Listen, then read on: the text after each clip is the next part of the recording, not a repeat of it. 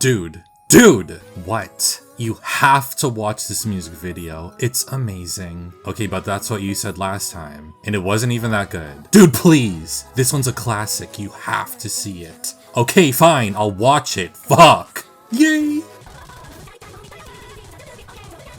Okay, so what did you think? I don't know. Why do they all look the same? That is fucked up. You can't just say that. Okay, shut up. You know I didn't mean it like that. I can't even see their faces when it's zoomed out like this.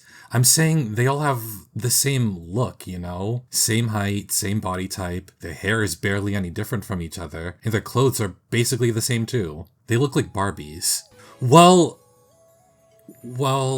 yeah, I guess that's true. This music video was released all the way back in 2009 and is one of the most iconic songs in K-pop history. And while this is a really catchy song, the part I want to focus on here has more to do with the video, specifically the way the members of this group were portrayed. Hey, isn't this supposed to be a Fire Emblem video? When are you gonna start talking about Fire Emblem? Hold on, I promise I'll get to that. Just let me cook. While these 9 girls are human beings with their own strengths and personalities, for better or worse, in this music video, whether it's their hair, clothes, makeup, or even the lines they were given to sing and how to sing them, not much effort was made to set these girls apart from each other. If anything, it was fully intended for each girl to appear identical to the next, just like mannequins in a window display. So I can understand how, to the untrained eye, this group, as shown in the music video, might appear pretty homogenous. K-pop idols, at the end of the day, are real people, but their companies invest far more attention and resources into managing their idol's image both on and off stage than what the average person can afford for even just one day. When you think about it that way, K-pop idols are kind of like movie stars on a big screen, or actors on a stage. Or to put it simply, K-pop idols more closely resemble fictional characters than they do ordinary people. The line between a K-pop idol and a fictional character is incredibly blurry at times. So blurry that playing in the gray area between the two concepts has gone mainstream in games, movies, and even the K-pop industry at large. A lot of time has passed since this music video dropped in 2009, and so much has changed since then when it comes to entertainment. These days, whether it's in games or music, the market is pretty saturated. There are a lot of people making both now, so it's getting increasingly challenging to stand out or do something that's never been done before. Putting out a group of 9 identical storefront mannequins ain't gonna cut it no more. Now more than ever is diversity and authenticity an asset for standing out and shining among the competition. That's called natural selection. Whether it's in a group of idols or a roster of playable characters in a game, each individual included in either ought to bring something unique to the benefit of their team. It's simply not enough to just have one character shine above an unremarkable cast. One lonely star can only do so much to carry an otherwise lackluster team. And if that one remarkable character is taken and copied over and over again, then both the original and the copies suffer as their defining characteristics that made them special are exhausted, leaving the audience hungry for something that's different. No more sword fighters! No more Fire Emblem! In fantasy RPGs, games with multiple playable characters will first set out to diversify their roster by having each character play a different role on their team. We got the damage dealer who deals damage. We'll call this character the DPS. But if they just killed everything with no risk of dying, that would be pretty cheap and boring, right? So the damage dealer might trade their survivability in favor of dealing more damage. And then we can have a different character who doesn't deal much damage and takes in all of the enemies' aggression instead. Let's call them the tank. Of course, they can't be completely immune to damage, because then, even with their lower damage output, they would be able to solo the entire game themselves. Very slowly. So the tank will still take some damage, and then we can have another character heal them. Let's call this character the support. Their primary function isn't to do damage, or take it, but to help their teammates instead. From just these 3 characters, only focusing on their function on the team, we've got 3 3 cleanly distinct characters. But what if we wanted more than just 3 characters on the team? What if we wanted more than 1 DPS or more than 1 tank? If we increase the team size, that means there's more mouths to feed. Our one support is going to get overwhelmed trying to take care of them all on their own. They can only be at one place at a time after all, so we're going to need more supports too. The more a roster grows, the more challenging it is to set every character apart from each other. This is a challenge that has been tackled not only within each Fire Emblem game individually, but also when considering characters in similar roles across the series. Fire Emblem is a series which is home to hundreds of characters spread across well over a dozen games, so while we got plenty of melee physical damage dealers, that one role alone may manifest in many different ways. We have the powerful, barbaric axe fighter, which is countered by the noble and refined sword lord, and then swords are countered by lances, the weapon of choice for military trained soldiers. To take it to the next level, let's explore how diversity continues among different types of lance units too. Compared to the ordinary soldier, the armored knight trades mobility in favor of more defense. The Cavalier does the opposite, opting for more mobility instead of defense. And then the Pegasus Knight goes even further, as speedy flying units who are fragile to physical attacks but are resistant to magic. They are the inverse of their armored counterpart. As you can see, even among just the standard unpromoted lance classes, we've got some nice and distinct class diversity here. Since these 4 classes show up in basically every Fire Emblem game, the roles those classes occupy have been fulfilled by so many different characters. And while they might differ slightly in terms of stats and growth rates, the major distinguishing features between units of the same class has to do with their personalities and designs. So while Kent from Blazing Blade is a Cavalier who is a strict, by-the-books type of soldier, he contrasts with Sane, the flirty, unserious Cavalier that shows up alongside him. And then those two contrast with Sully and Stahl from Awakening. These two are also Cavaliers, but Sully is more about proudly working towards being an accomplished knight, while Stahl is chill with being perfectly average. Something I find particularly noteworthy about Sully is that out of the dozens of unpromoted Cavaliers in the series, Sully was actually the first female character to join as a Cavalier. Well, not counting Cecil from Mystery of the Emblem. Alright,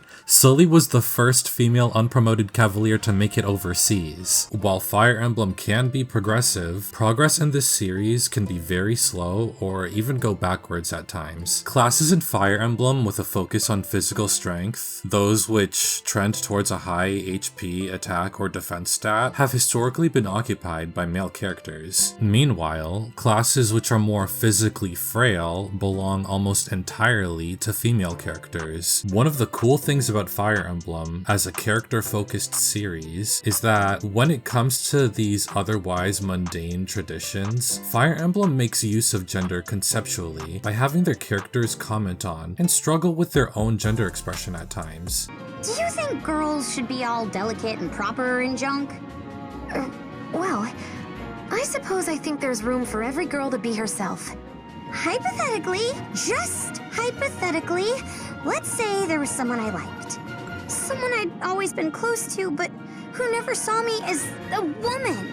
I mean, in that case, I'd have to be the problem, right? Sully fiercely defies the expectations society placed on women by just existing. She simply has no interest in sharing hobbies or traits that the ordinary women around her might have. Instead, her goal in life is to earn knighthood through her own hard work. And although she has her priorities in order, internally, Sully still struggled with how she isn't like other women, and how she had a hard time fitting in with them. So much so that she commissioned Muriel, the academic of the group, to study her in hopes of figuring out why. Now, while Muriel conducts her experiment, let me fill you in on my personal hypothesis. I affirm that Fire Emblem as a series loves to set up norms and reference them, but they also love to break the norms that they themselves have established, and make a spectacle of it when they do. Going back to my previous overview of the weapon triangle, we can identify some trends. Axes, which are large, powerful weapons that can also be used to chop down down trees tend to go to big, hyper-masculine fighters and barbarians. Out of the 3 weapons in the weapon triangle, these do the most damage, but are the heaviest and least reliable. This is most likely because axe wielders tend to lack any formal training and make up for it through brute strength. Now contrast this to the weaker yet more accurate lance. This is the weapon of choice for military trained classes. I think this is because lances are the easiest weapon to mass produce. They use the least amount of ore out of the 3 weapons, and they're mostly made out of wood. The sword is almost always the weapon of choice for the first unit we get in every game, the Lord. Out of these 3 weapons, swords are the most practical to carry on your person, and historically speaking, nobles had the right to carry them in public. Although nobles receive professional training to wield swords, it probably isn't as intense as a soldier's military drills. With all this in mind, the way lords across the series have such a refined looking combat style while wielding a sword starts to make a lot of sense. So when Fire Emblem broke their own norms by introducing Ike, a protagonist who wasn't born from nobility, one of his prominent traits, which many other characters frequently comment on, is his unique sword style. Growing up as a commoner on the countryside, Ike learned to wield the sword from his father, so his fighting style reflects that. Instead of swift and precise strikes, Ike is more about big and heavy swings, which complement his heavier weight and brusque personality. Generally speaking, protagonists are the most multifaceted characters in the entire series. The way Ike wields his sword is just one of many ways he stands out when grouped with the different lords. In fact, nobility disgusts him. He would rather not blend in with them anyways. When Ike is among nobles, he gets incredibly uncomfortable. Basically everything about Ike's character is at odds with what is expected of nobility. When Alincia granted Ike lordship,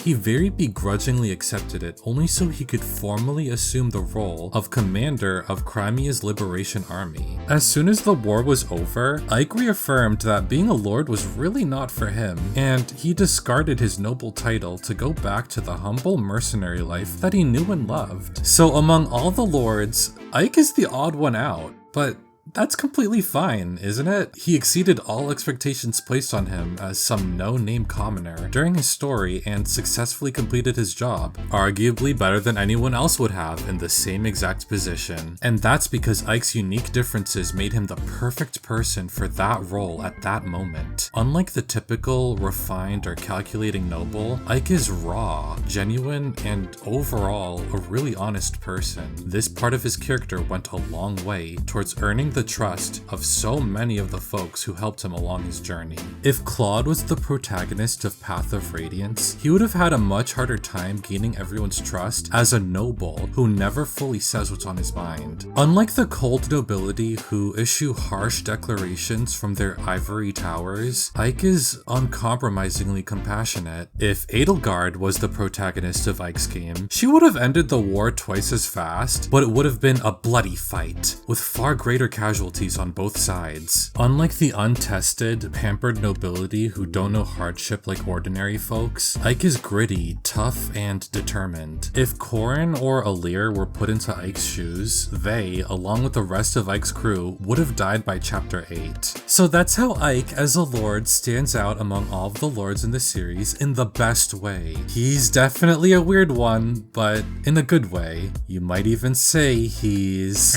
excuse me? Oh, Muriel, I completely forgot. How goes that whole studying how Sully isn't like the other girls thing? Actually, that is precisely the reason why I interjected during your extended, vaguely Achillean soliloquy regarding the Radiant Hero. Okay, yeah, I get it, Muriel. Just tell us about what you have to share. During Muriel and Sully's B support, Muriel concludes that the reason why Sully doesn't fit in is due to the vulgar way that she talks and the aggressive manner in which she carries herself. Muriel then suggests, objectively speaking, if Sully desires to fit in better, that she ought to change in both of these areas. Sully has an exasperated reaction upon hearing this, as she admits that this is far from the first time she has received this kind of feedback. She goes on to say that whenever she did try to change in the past, she couldn't keep up the act for more than a week before giving up. When Sully questions who even came up with these concepts and rules regarding how one ought to act, Muriel suggests that they're actually based off of social constructs rather than any sort of natural law, which prompts Sully to go and think about this discussion. Now, with that context set up, I would like to suggest that both Sully and Ike are fascinatingly similar characters. In both cases, these characters contrast not only with characters of the same class, Ike being a lord and Sully being a cavalier, but they also contrast with characters of the same gender. The reason why both of these characters stand out so much in both their class and gender groups revolves heavily around their gender expression. In Sully's case, being a female cavalier is an anomaly. Classes that trend towards physical offense and defense and away from magic or resistance stats are traditionally occupied by men, and cavaliers only reinforce this. This tradition is exactly why she was written to speak with vulgar language and carry herself in an aggressive way, as being vulgar and aggressive are distinctly masculine characteristics which help align Sully with the other cavaliers. Consequently, she struggles when it comes to fitting in with and relating to other women. This is exemplified during her support with her hyper-feminine Pegasus Knight counterpart, Sumiya. Going back to my Ike example, even though this class is traditionally occupied by men, Ike stands out from the average lord because of his exceptionally masculine characteristics. While a noble is expected to be reserved, refined, and cunning, Ike is impulsive, raw, and blunt. To drive home the idea that masculinity is conceptually at odds with nobility, I'd like to point out that the other heavily masculine-leaning lords, like Hector, Ephraim, and Crom, all struggle on a personal level when it comes to meeting the expectations placed on them as lords because of their masculine traits. The difference between them and Ike is that those guys grit their teeth and weather themselves because they eventually have to assume leadership of their nations. Ike, on the other hand, has no obligation to bear that kind of responsibility,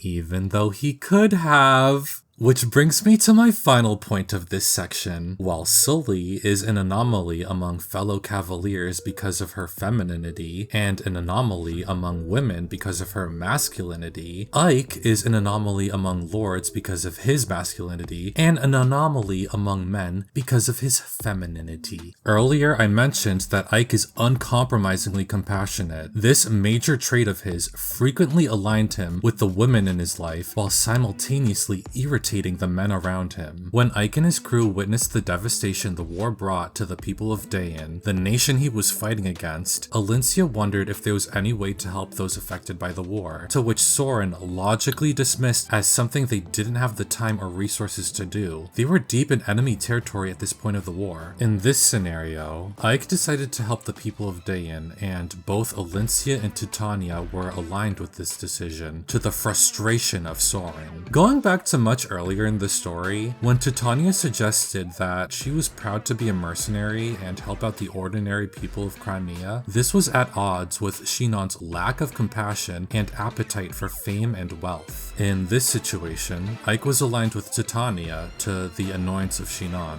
Now, I could go on and on with examples of Ike acting impulsively purely out of concern for someone else, to the annoyance of another man who would not make the same decision, but I think you get the point. Ike isn't like the other guys. Instead, Ike constantly finds himself on the same page as the other women around him. The crucial detail we have to address here is that Ike is not from a dating sim. Ike is not trying to pick the right dialogue option to date whichever chick he's agreeing with. Ike genuinely just makes choices that are true to his character as a deeply compassionate person who never carries any ulterior motives. Senpai, tell me about your interests. I like whatever you like.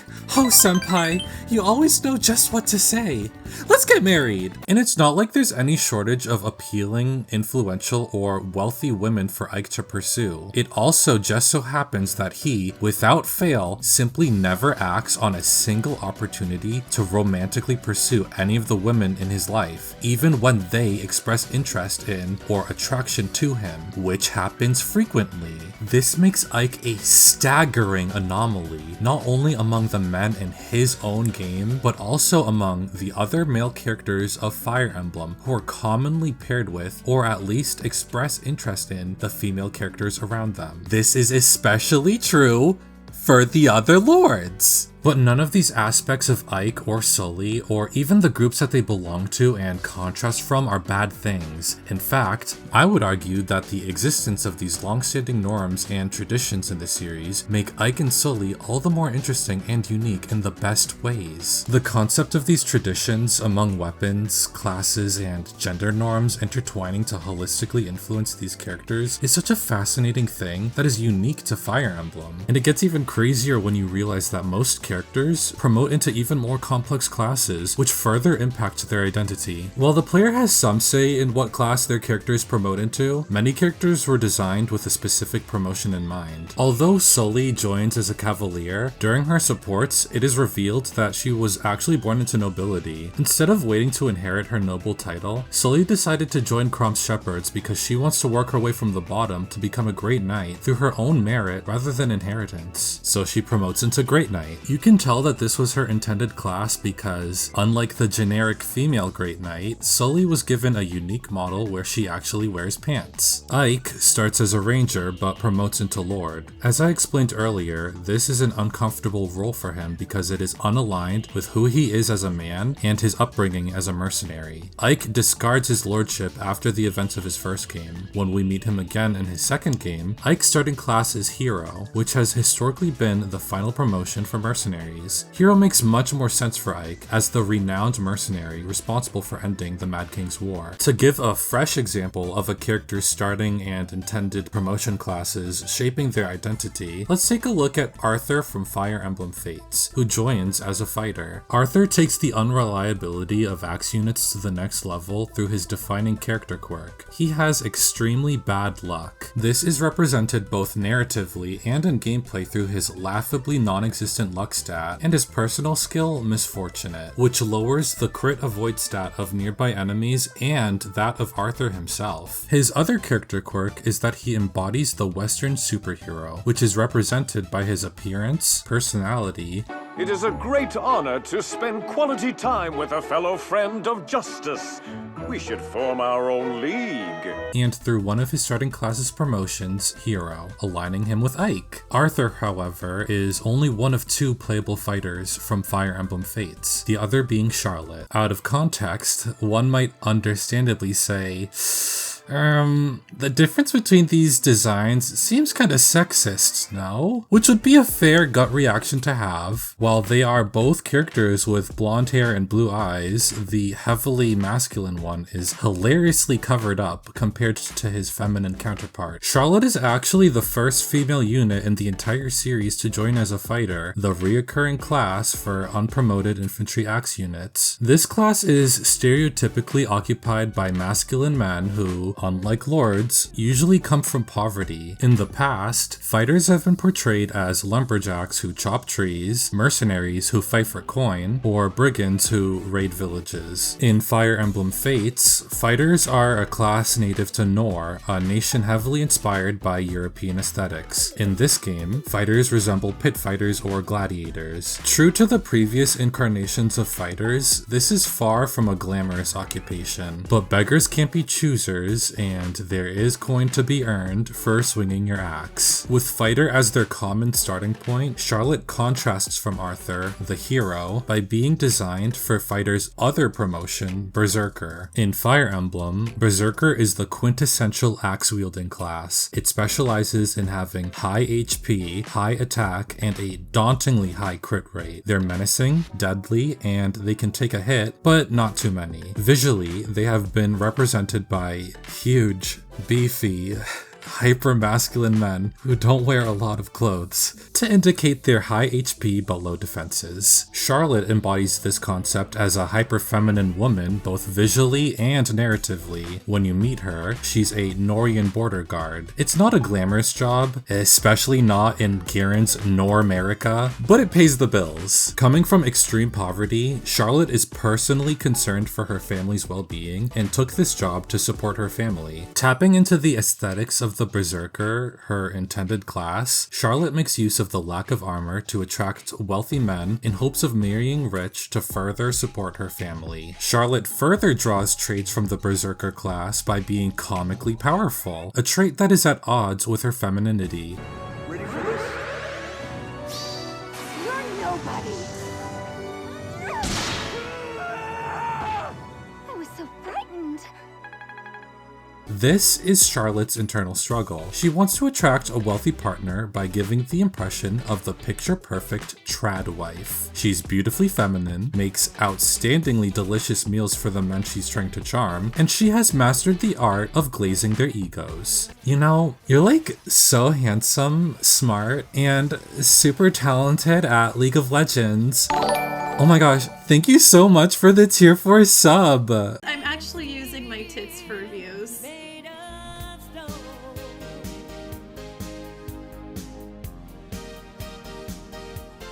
The problem is that this isn't the real her. It's all an act. On the inside, Charlotte is a berserker. She has a short temper and is frighteningly aggressive. On top of that, since she's serious about keeping her job as a border guard, Charlotte actually put in the reps and trained hard to be a powerful fighter. While she may masquerade as a damsel in distress, in reality, Charlotte is more than capable of getting shit done and defending herself. These are all masculine traits that she actively suppresses and hides behind her feminine facade. Whenever someone close to her tries to suggest that she doesn't have to pretend cause she's actually pretty cool whenever she's just being herself, Charlotte reveals that she's met men in the past who do not agree with that sentiment. To put it simply, she doesn't have the privilege to be herself and chase her goals at the same time. So in the interest of both her and her family's finances, Charlotte suppresses her masculine, berserker-inspired traits. To wrap up this section on Charlotte, I would like to compare her to two narratively similar characters from a later game in the series, Fire Emblem Three Houses. While Charlotte is born into poverty as a commoner and works hard to make a living as her intended class, Berserker, Hilda was born into wealth as a noble and doesn't have to work for anything at all, not even the physical strength she inherited from her crest and uses to become her intended class, Warrior. But just like Charlotte, Hilda also conceals her physical strength in order to have capable people, who are often men, do everything for her, even though she's actually incredibly competent and powerful when she needs to be. These girls are basically the same character with near identical, traditionally masculine intended classes. It's just so fascinating how, thanks to their differing backgrounds, which coincide with their starting classes, they put on the same exact facade for only slightly different reasons. Hilda pretends to be weak so she could continue being rich and lazy, while Charlotte pretends to be weak so she and her family can have a better life. The other Charlotte XP from Three Houses is Dorothea, who shares a near identical background to Charlotte as another commoner girl born into extreme poverty. Like Charlotte, Dorothea's motivations revolve entirely around marrying rich. The thing that differentiates these two women is that Dorothea's intended class is Dancer. This class, up until Three Houses, had only been represented by female characters, so Dorothea's character completely lacks any notable masculine traits that might conflict with her goals. Across each of these three women, the classes they were designed to join as and promote into inform the defining differences between these three otherwise narratively parallel characters. Whether it's trends throughout classes or genders, Fire Emblem has made use of gender norms by both maintaining them and breaking them to differentiate the hundreds of characters that exist across this series. And it seems like people really appreciate it when female characters shy away from feminine norms and when men break away from masculine norms. To quote an iconic song from my childhood, "Excuse me, you're a hell of a guy. You know, I've really got a thing for American guys. I mean, sigh, sickening eyes. I could tell that you're in touch with your feminine side. Whew."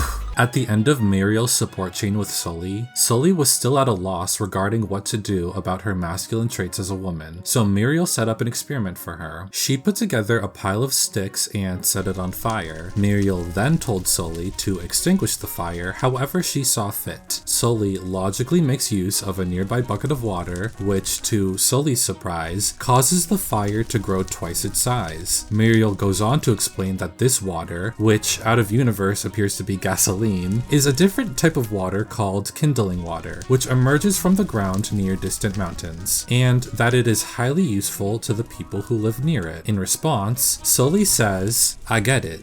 It's different than regular water, but still useful to some folks, and people who are different may still have useful roles to play." Precisely. My research indicates that you should be happy just the way you are. Thanks for the pep talk, Muriel. I feel better already.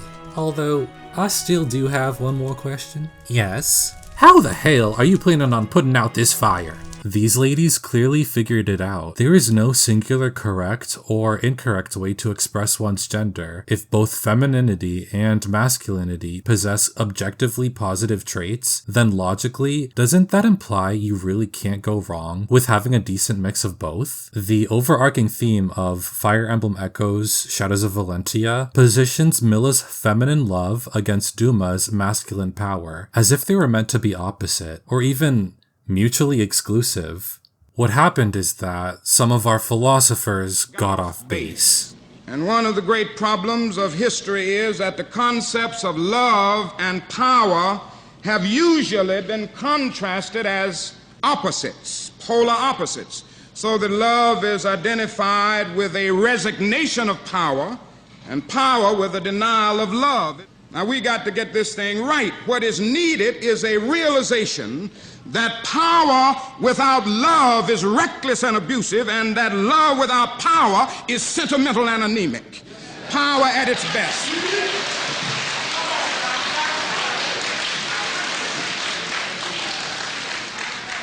Power at its best is love, implementing the demands of justice, and justice at its best is love correcting everything that stands against love.